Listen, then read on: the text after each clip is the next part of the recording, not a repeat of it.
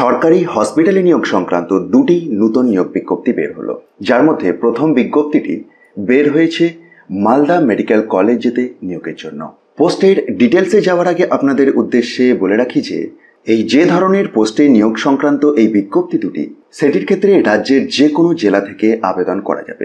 আপনাদেরকে আবেদন করতে হবে না, সরাসরি ওয়াক ইন ইন্টারভিউয়ে যোগ দিতে হবে। আপনার বয়সটি যদি ৪৫ বছর এর মধ্যে থাকে অবশ্যই ভিডিওটি কন্টিনিউ করতে পারেন, তবে বয়সসীমার ছাড় আছে, সে প্রসঙ্গেও আসবে। তো প্রথম যে বিজ্ঞপ্তিটি সেটিতে জানিয়েছে যে অর্থোপেডিক্স এটির ক্ষেত্রে একটি ভ্যাকেন্সি রয়েছে, পিএমআর এটির ক্ষেত্রে একটি ভ্যাকেন্সি এবং জিএনও এটির ক্ষেত্রে একটি ভ্যাকেন্সি। টোটাল ৩টি শূন্য পদে এই নিয়োগটি হচ্ছে প্রথম বিজ্ঞপ্তির রেসপেক্টে। ওয়াক ইন ইন্টারভিউ এর মাধ্যমে যে সিলেকশনের প্রক্রিয়াটি আছে সেটি রয়েছে মার্চের ৭ তারিখে দুপুর ২টো থেকে। কোথায়? Office of the principal, Malda medical college.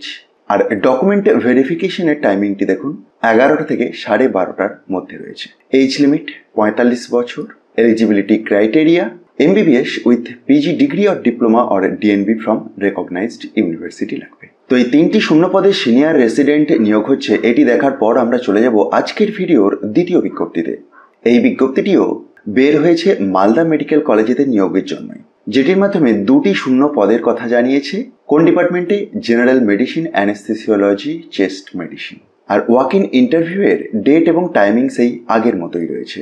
ভেন্যুটিও same এবং ডকুমেন্ট ভেরিফিকেশনের টাইমিংটিও সেম।